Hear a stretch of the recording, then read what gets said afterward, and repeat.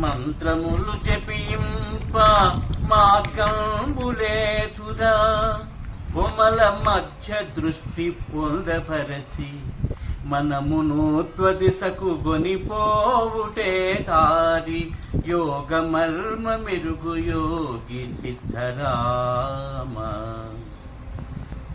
సప్తకోటి మహామంత్రాలు ఉచ్చరించినప్పటికీ నీకు ముక్తి అనేది కలగదు.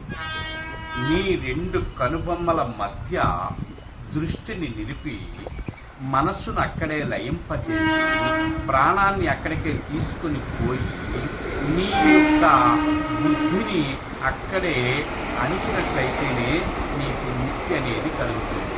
ఈ రెండు కనుబొమ్మల మధ్య దృష్టిని అంటే భూమధ్యాన్ని నిలపాలి.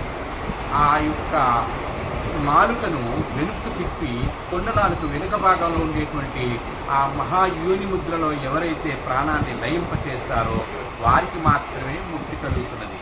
అంతే తప్ప ఎన్ని మంత్రాలు ఉచ్చరించినప్పటికీ నీకు మనస్సు ఉండే కదా మంత్రాన్ని ఉచ్చరిస్తావు. మనస్సు తెలియకుండా మంత్రాన్ని ఉచ్చరించలేవు కదా. నువ్వు మంత్ర ఉచ్చారణ చేస్తున్నావంటే మనసు పని చేస్తుంది, మనసుతోనే నువ్వు జపిస్తూ ఉంటావు.